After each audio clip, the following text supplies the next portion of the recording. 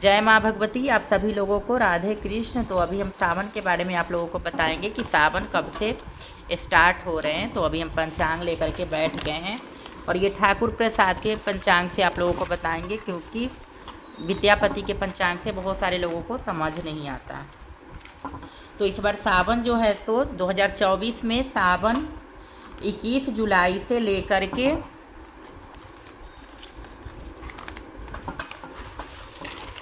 19 अगस्त तक रहेगा। ये देखिए 19 अगस्त तक रहेगा। 19 अगस्त को रक्षाबंधन मनाया जाएगा। पूर्णमासी के दिन राखी बांधने का त्यौहार मनाया जाता है।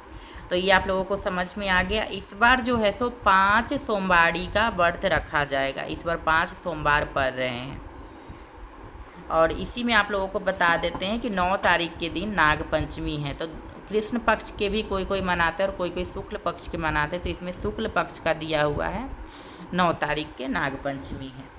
तो अब आप लोगों को नियम बता देते हैं सावन का थोड़ा बहुत। लगभग सभी लोग सावन के नियमों को जानते हैं। तो हम जो है सो थोड़ा बहुत ही इसके बारे में बताएंगे, क्योंकि वीडियो ज़्यादा लंबा हो जाता है तो फिर लोग देख नहीं पाते हैं। तो चलिए आप लोगों को बता दें। सर्वप्रथम जो है सो चतुर्मास भी चालू है। तो चतुर्मास बहुत सारे लोग समझ नहीं पा रहे होइएगा। चतुर्मास के बहुत सारे लोग व्रत रखते हैं। जो चतुर्मास होते हैं 4 महीने के लिए हमारे श्री हरि, हमारे विष्णु जो है सो शयन को चले जाते हैं। तो हमारे श्री हरि जो है सो सौभाग्य के देवता कहे गए हैं।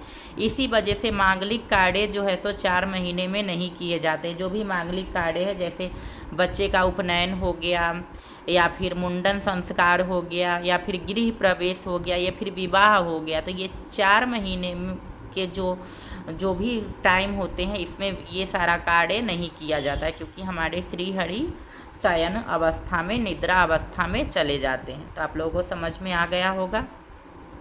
तो कोई कोई लोग जो है सो चतुर्मास का भी व्रत रखते हैं। ये जो है सो व्रत समापन कब होता है वो हम आप लोगों को बता देते हैं। चतुर्मास का व्रत का समापन होता है देव उठनी एकादशी के दिन। उस दिन भगवान विष्णु जो है सो शयन से जागते हैं और तुलसी के साथ शालिग्राम रूप में श्री हरि का विवाह करवाया जाता है। तो आप लोग समझ गए होंगे। उसके बाद जितने भी विवाह कार्य है वो होना चालू हो जाता है। मांगलिक कार्य, जो भी बच्चे का मुंडन, बड़े स्तर पे पूजा, यज्ञ, गृह प्रवेश, जमीन में जमीन में न्यौ देना, ये सारा कार्य जो है सो चालू हो जाता है। सावन में कोशिश करें कि लहसुन प्याज ना खाए, लेकिन अगर खाते हैं तो कोई ऐसा दिक्कत नहीं है, क्योंकि गृहस्थ जीवन में इतना सब नहीं कर पाते हैं। और मांसाहार बिल्कुल भी ना करें सावन में। अगर 4 महीनों में आप मांसाहार करते हो तो रोग में वृद्धि होती है, शारीरिक क्षमता जो होता है कमज़ोर होता है। तो कोशिश करके चतुर्मास में मांसाहार बिल्कुल भी ना करें। ये 4 महीने में हर महीने में कुछ न कुछ वंचित है, कुछ न कुछ का त्याग करना चाहिए। तो चलिए ये हो गया।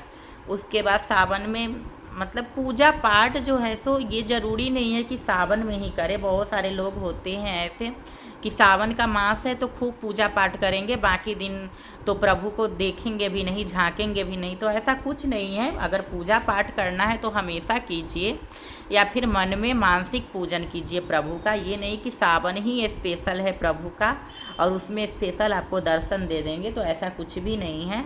भगवान है वो जो है सो पूरे पृथ्वी को उत्पन्न करते हैं, उनसे ही सारा संसार है, सारे जगत को धारण किए हुए हैं। तो ऐसा कुछ नहीं है। सारे मास में प्रभु का पूजन करना चाहिए और हमेशा ही प्रभु का नाम लेना चाहिए। अगर पंचोपचार से, षोडशव उपचार से पूजन आप लोग नहीं कर पाते तो कोई दिक्कत नहीं है। जैसे आप लोग पूजन करते हो वैसे कीजिए, लेकिन डेली वेयर में पूजा ज़रूर करें, भगवान को ज़रूर याद करें। अगर धूप दीप नैवेद्य नहीं आप प्रभु को अर्पित कर सकते तो कोई दिक्कत नहीं है। प्रभु के सामने रोज़ हाथ ज़रूर जोड़ लें। अपने माँ के सामने भी हाथ जोड़े, क्योंकि वही आपको उत्पन्न की है, आपकी जननी वही है।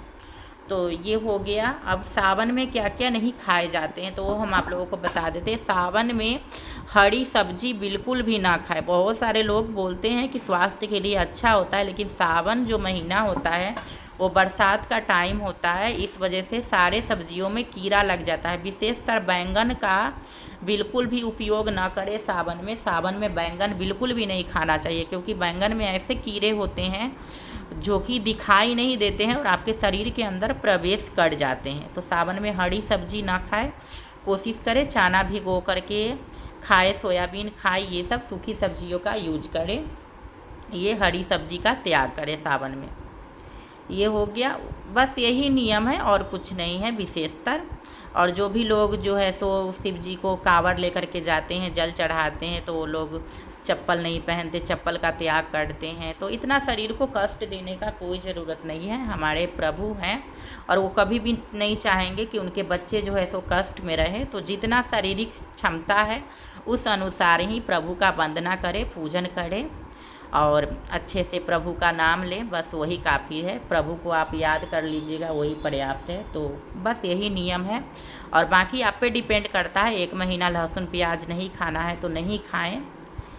और मांसाहार कोशिश करें कि 4 महीनों तक बिल्कुल भी ना करें, बिल्कुल भी नहीं। क्योंकि 4 महीने, ये हम नहीं कह रहे हैं कि धार्मिक रीजन को लेकर के आप मांसाहार छोड़ दो, सावन के मास में नहीं खाना चाहिए, इसलिए हम इसलिए कह रहे हैं क्योंकि साइंटिफिक रीजन के अनुसार ये चतुर्मास में मांसाहार करना शारीरिक क्षमता को कमज़ोर करने के बराबर है। अगर आप चतुर्मास में मांस अगर खाते हो तो आपका शारीरिक क्षमता कमज़ोर होता है और अलग अलग बीमारियां उत्पन्न होते हैं शरीर में, थकावट होते हैं और अनेकों प्रकार के उपद्रव आते हैं, बीपी हाई होना, ये सब। तो चतुर्मास में कोशिश करें कि मांसाहार बिल्कुल भी ना करें। और अगर आपसे बर्दाश्त हो तो मांसाहार तो बिल्कुल भी नहीं करना चाहिए। बहुत सारे लोग मांस का सेवन करते हैं, तो ये राक्षस प्रगति के ये भोजन कहे गए हैं।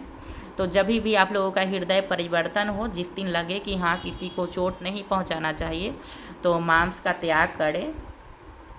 मांस कभी भी नहीं खाना चाहिए, क्योंकि मनुष्य के लिए मांस बना ही नहीं है, वो जानवरों का भोजन है, राक्षसी भोजन है। तो चलिए आप सभी को जय माँ भगवती, राधे कृष्ण और आने वाले सावन की बहुत बहुत बधाई। शिव शंभू सभी का मनोकामना पूर्ण करे, क्योंकि हमारे भोले दानी बहुत ही भोले हैं और सभी का भंडार भरते हैं। तो आने वाले सावन की बहुत बहुत बधाई। जय शिव शंभू, जय माँ भगवती, राधे कृष्ण। मिलते हैं फिर अगले वीडियो में आप सभी से।